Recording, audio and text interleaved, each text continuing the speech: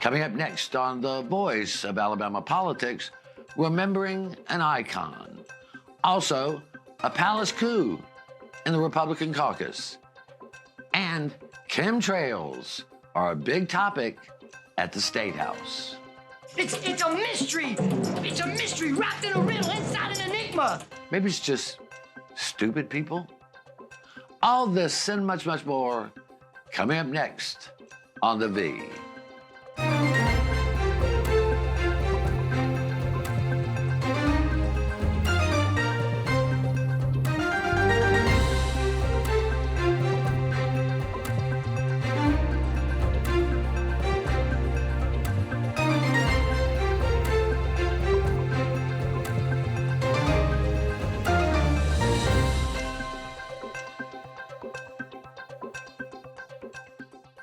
Welcome to The Voice of Alabama Politics, where we tackle the tough issues so you have the hard facts. I'm your host, Bill Britt, and as always, I'm joined by Susan Britt, research guru extraordinaire, and Josh Moon, who just wants to drive his car, drive his truck, drink his beer, and also be the best columnist and investigative reporter in the state of Alabama.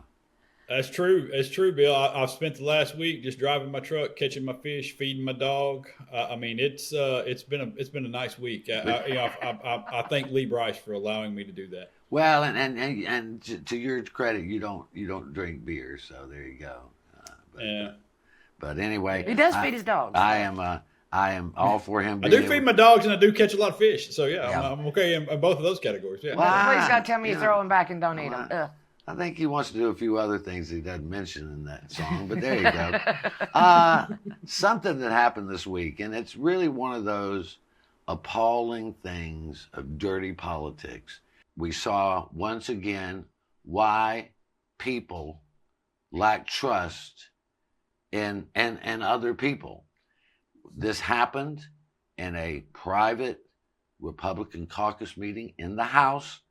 And they have a rule that what's said in caucus stays in caucus. But someone, a member of the Republican caucus, recorded this meeting. Now, the meeting was about whether the PSC votes to become a appointed board to being an elected board was on the table. That shifted as to leadership responsibilities, specifically Scott Staghagen, who is the majority leader, who is running to control the Republican Party in Alabama as chairman. That brought up the fact that his responsibility as chairman would be to stay neutral in primaries, and his job as majority leader would be to help the incumbents get elected. That's where it started. But they released a 57-second tape where Speaker Ledbetter said, I don't give a shit about the Republican Party, meaning what the party was trying to do to stay neutral. He cared about getting his House members reelected, Susan.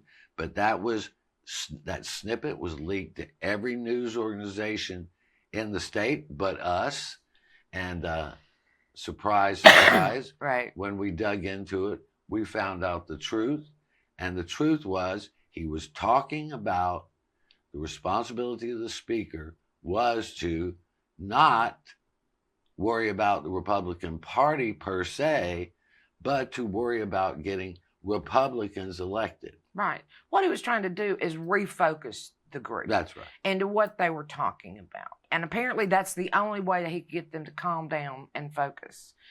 A 57-second clip to me tells me dirty politics to start with. I mean, that's just a giveaway. Yeah. Because if it was something really bad, they would have released the whole thing. They would have released 5 minutes of it, whatever. But you know that was cut down for a specific target, and that was the speaker. Yeah. And that's all it was.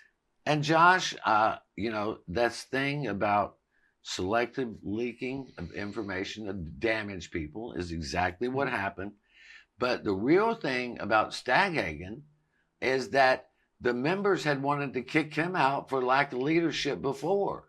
It was just this time they had had enough because he was actually abandoning them for the party. And they had an overwhelming majority of the members saying, we're done with this dude. Yeah, and it's first of all, as a reporter, I love leaking. Record it all, fellas, record it all. And it would be interesting to know who did record it. I wonder if anybody's asked Mac Butler about it. But it's I will say it's a I understand their problem. You want to go in, and especially if you're in the majority, and you want to be able to have a frank discussion with the members on your team, I guess, and everybody's going to have differing opinions, and a lot of times, and you want this forum where everybody can express those opinions and you can hash it out. I mean, that's the way that things are supposed to actually work in government is, everybody expresses their opinions, their side of things, what they want, what they think will best serve their constituency, what they think will best serve them personally, and then you kind of mesh it together and try to come up with a compromise. And when you can't do that without fear of somebody recording these things and leaking it out, well, it's going to hamper that discussion. And so then I'll tell you what it's going to encourage. It's going to encourage little break-off groups that go somewhere and decide things on their own. And then you're going to have the smoke-filled back room situation, and it's going to deteriorate trust, and people are going to be at each other's throats, which, I mean, it's the Republican Party, so I'm all for it. Go ahead, fellas. Get the knives out. But I'll say, too, in this particular instance, it's fairly ridiculous to me that Nathaniel Ledbetter is the target of some of this stuff. As far as I have ever heard from anybody in that party, he's been more than fair with everybody. Yeah. He tells you exactly where he stands. He doesn't hide things. He doesn't cut people behind their backs. He doesn't do things like some past speakers have done that we've seen, some of the more, cutting and ruthless sort of things. And so it would seem to me, even if you disagree with his politics overall, you would say, I would rather have a guy like that who's upfront and trustworthy than somebody else. I agree 100%. We're going to have to leave it right there. You're watching the voice of Alabama politics. We'll be right back.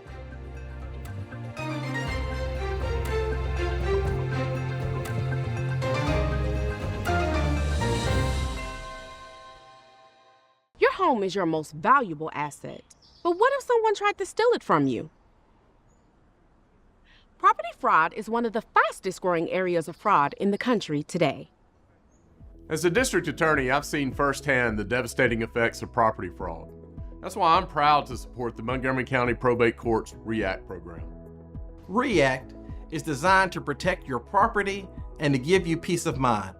By signing up, you'll receive an email notification if a document is filed against your property. This program is a game changer. It has the potential to prevent fraud and protect countless homeowners throughout Montgomery County. So don't wait. Sign up for REACT today and protect your home. Protect your home with REACT. Sign up today.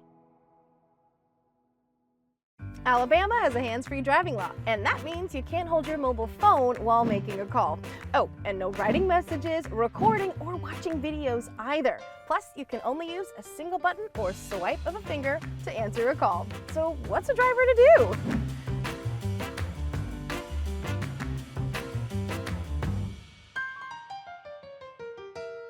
Alabama's hands-free driving law is in effect. Follow it.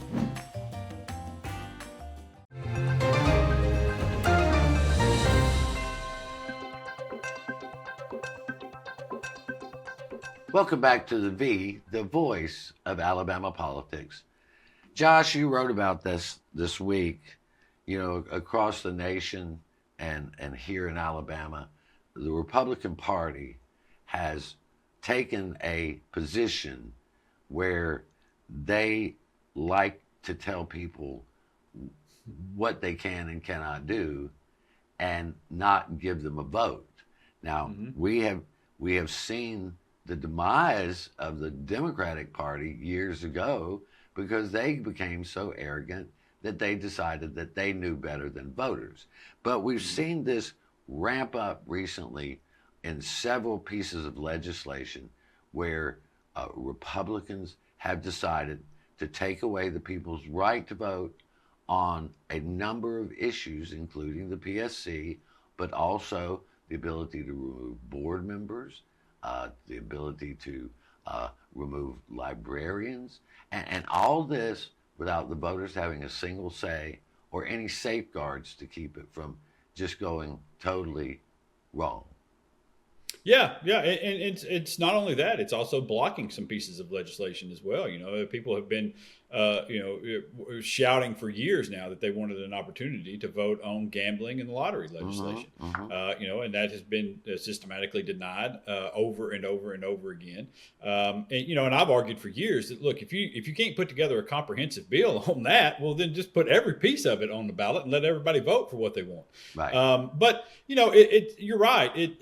I don't know when this transition happened within the Republican Party necessarily, and I guess maybe it's when they gained power, and when you put folks in power, they look for ways to hang on to it, and I think they've done that in this state, and they've done it very effectively. You got to give them credit. They've gerrymandered things to the point where now they're worried about a quality candidate like Lomax up in North Alabama is going to get beaten by Mo Brooks because they've got too many crazies in the district. And so, when you get it down to that sort of level and you're discouraging people from voting, you're setting up things with the SAVE Act where a woman who's changed her name because she got married is going to have to jump through all sorts of hoops. You're taking away those rights. And it's always weird to me, no matter how you feel about voting and election security and all that sort of stuff. Has anybody ever stopped to wonder why it is that whenever you hear of an initiative to allow more people to vote, to make it easier to vote, to expand early voting, to make it to where you can go to the polls on separate days or have an easier access to absentee ballots, it's always Democrats that propose that. And it's always Republicans who set up roadblocks and obstacles to voting. Always. And you don't even have to say who it is. And then lie that immigrants are voting and that the Heritage Foundation. Huh? Yes. The Heritage Foundation just did a study of this. The Heritage Foundation, and found that a total of 77 ballots were cast over the course of several different elections. 77. That's right. What we're worried about. I mean, that is a conservative think tank that helped come up with the 2025 deal that's trying to ruin the country right now. But Susan, it's been said that, democracy is a terrible way of governing until you look at everything else. And if you don't let people vote on issues, you really, I understand we're a democratic republic, and we have representative government. But if you don't let people vote, you're taking away their most basic rights. Yes, you're taking away their most basic rights. And let's not forget, and also to add on to what Josh said, there was a woman arrested a couple of weeks ago for taking a ballot from an elderly person in a nursing home and putting it in a mailbox. I mean, that's how much they want voter suppression. And voting is the cornerstone of how our country works. Yes. This is how we have a democratic, where I have a say in who represents me. This goes back to the American Revolution, for God's sake. Yeah. So voter suppression, and it's alive and real and keeps coming more and more and more with these Republicans. And we're having to fight battles that people fought in the 50s and 60s. They're having to be fought again because they figured out that they don't want us to decide who governs us. They want to decide that they will govern us and what we can do about it. That's not the only thing they want to control, what gets decided by whom. Yeah, I want to go to one that it got so much traffic on our website that I had to put it in. Once again, we have a bill in the legislature that will outlaw chemtrails. Now, for those of you who have not done a deep dive in the conspiracy world of the internet, chemtrails are supposedly be the things you see behind airplanes that's actually ice crystals because you got hot air and cold air, 30,000 feet. But they say they're releasing chemicals into the air to control us. Now, they also want to stop cloud seeding because they think that there's a conspiracy. They're putting like Prozac or Xanax or something in the clouds to make a more docile community. And I don't know about you, but I got some legislators I'd like to cloud seed right now. But Josh, I mean, Susan. I can tell you exactly what this bill is about. It's an election year. Mac Butler hadn't gotten that much done in the last quadrennium. And this is one of those, ooh, spooky bills. I mean, Josh, but I mean, people just by the thousands came to our website to talk about the idiots that, I mean, and this bill has got traction. Well, it's, you know, it's the idiots is that's an apt phrasing of this. I mean, it's just, first of all, chemtrails don't exist. No, they it's don't. Not a thing. It's not a thing. It's contrails, and it just. I mean, and there's, you can look it up. I mean, you can look it up what these are. You can look this up and see what's happening, and it's just, you know, they've taken a little nugget of one little thing. This is one of those things again that it just baffles me how people who don't know who their city council person is can tell you about chemtrails and contrails and cloud seeding and what, you know, why can't we focus them on a meaningful rabbit hole for them to go down? You know, why can't we do this? And it just is so frustrating every day to watch morons get the attention that they do not deserve. I gotta point this out, though. Butler responded to skepticism by saying, well, if the activity doesn't occur, what's the harm in passing the bill? Please. Yeah, because we need more laws for silliness, right? All right, we're going to have to leave it right there. You're watching The V. We'll be right back while we go hunt some chemtrails.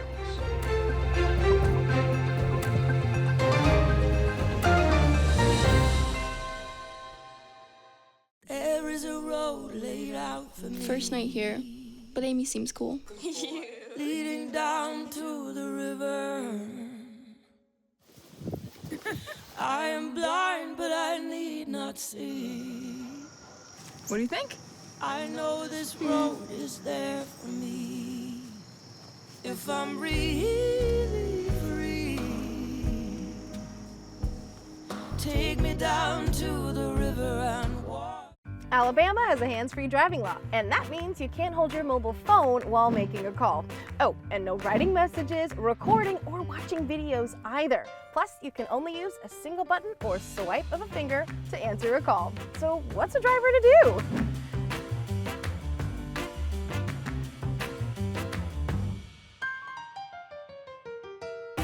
Alabama's hands-free driving law is in effect. Follow it.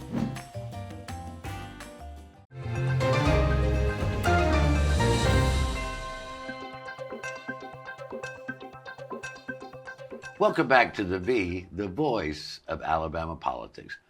One more bill to enforce something that does not need to be enforced, and it is targeting basically two cities in our state, Huntsville and Montgomery, and I think the real target is Montgomery. Of course it is. But Huntsville falls into the same category. And what they want to do, Susan, is the lawmakers determine, or the state determines that your law enforcement apparatus is understaffed by a certain percentage, that the state is then going to come in and fill the void. Oh, at the expense of the city, though. Yeah, but I mean, this is not what we need. We do not need the state determining the police actions of a city any more than we need the federal government coming down here and telling us how to. I mean, this would have been unheard of in Alabama, the federal government coming down here. Last time the federal government came down to Alabama, we had a civil war over this fact. But now Montgomery wants to take over the police departments if they don't like the ratio or the quantity. The ratio they want is 2 police officers per 1,000 people. Now, what they're not, as usual, they never think anything through, right? If they don't have that many officers in there, I think it's like 400, over 400 in each city, then the state will come in at the expense of the city and do law enforcement. Did anybody think about a budget here? All right. First of all, there's not enough in the budget for incentives to hire. There's not enough to pay them a decent wage, so why would anybody want to be a police officer? So now you're going to hire more officers, causing budget cuts probably to salaries of existing officers to try to do a mandate by the state. Can we get busy doing something that really matters in this state and the legislature, please? Josh, we've done such a good job of hiring correctional officers. What makes us think they can do a better job of hiring police officers? Well, they're not interested in doing any of it. What they're interested in doing is further vilifying Stephen Reed. Yeah. This is what it's about. So it's about vilifying Stephen Reed in Montgomery. They've turned him into a villain down there, and a handful of Republicans are using this and trying to covet the racist vote, so they can knock around Stephen Reed a little bit and blame him for the problems that conservative governance has created in Montgomery over the course of the last 50 years. And if you doubt that, let me just tell you that right now in Hanceville and in Walker County, we have 2 of the most corrupt police organizations that have ever existed on the face of this earth. So bad, Hanceville's city council just disbanded the whole damn thing down there. And in Walker County, we've had about 30 people indicted by the feds for their role in various schemes around that deal. And not a peep has been said from these jackasses in the legislature. None of them. All right, because that's a bunch of white people up there, and there's no way for them to vilify these people. But they do want to do it in Montgomery because Stephen Reed makes for a great villain for a handful of people like Barfoot down there, who wants to covet the folks in Elmore County, who he really needs to vote for him because everybody else is pissed at him, but for some of the dumb things he's done down there. So this is what it's all about. They just want to do this, but now they've forgotten that they're the ones that created all of these problems, all of their governance, all of this over the top, lock them up, throw away the key nonsense, and killing the school system down there with their school choice and all this crap that they've done over the course of so many years. They're the problem. And now they're going to blame the first black mayor who walked through the door about 10 minutes ago and try to put it all at his feet. And it's complete and utter bullshit. I mean, it's all it is. Well, and that's what it appears to be, without a doubt, that this is what they want, because look, they went after the mayor of Birmingham. Yes, there's plenty of murders, but there are plenty of murders and violence in Alabama done by white people. We got one of the highest murder rates in the nation. Yeah. We got one of the highest murder rates in the nation. I mean, it's everywhere around here. I mean, if you want to help, but stop doing it in this performative way that you're trying right now. There are plenty of ways that you could help the city of Montgomery and the kids who live there. If you actually gave a damn about the kids who live there and who are killing each other right now, there are ways to do it. But instead, you've taken away some of the gun laws that the police were using to fight this crime, and you've done it with a smile on your face and said it was all about the Second Amendment, and you won't go back on any of it, even though we know that it's killing people right now in the streets in Montgomery and Birmingham and Tuscaloosa and Bessemer and all over the state. And cops are telling you that it's putting them in danger, and they still won't do anything about it because it's all a performance and they don't give a shit. Exactly. That's why I keep going back to fix what's wrong with the state. It's the underlying problems. It's not the number of police. It's poverty. It's lack of education. But meanwhile, Mac Butler's down there worried about chemtrails. Well, and all this other ridiculous stuff that they're down there doing. I mean, do we really care if the PSC board is elected or appointed? I mean, is that? I mean, that's a big argument on elections, but we've got bigger problems. Well, the thing is that this is, like Josh said, it's about going after the black man. I know. And trying to make him look bad, but it's just one of those more ridiculous things. But I want to switch to a very serious subject, and that is the passing of civil rights icon Jesse Jackson, who, if you did not hear his speech at the Democratic Convention in 1988. I encourage you to go back and listen to it, because he spoke to a nation that in such a way that it showed what we could be. And I remember being in politics tangentially on working with some folks, and they met with him, and the most disgusting thing I ever heard, they said, Jesse, it's not that America's not ready for a black president, they're just not ready for you as a black president. But that man did some amazing things in his life, and we would like to honor him, and just hope he rests in peace. Yes, he did a lot as far as opening people's eyes. He started the Rainbow Coalition. He was close with Martin Luther King. Big participation in the civil rights movement. And he picked up the mantle after he was there at the hotel in Memphis. Picked up the pieces from that and carried on as well as anybody could have hoped to have carried on what Dr. King was doing. Reverend Jackson was, I met him about a decade or so ago. We became somewhat acquainted from that point forward. Spoke to him many times over the course of the last several years, and he was right. That's the best I can say about him. He was right. He was right to tell people to stay vigilant. He was right to keep fighting the fight that he fought. He was right to make people angry. He was right to make people uncomfortable. He was right to do all the things that he did, and he should be remembered as such in these times that we're in right now. Absolutely. We need more people like him today. But we're going to have to leave it right there. You've been watching the voice of Alabama politics. You watch us because we watch them.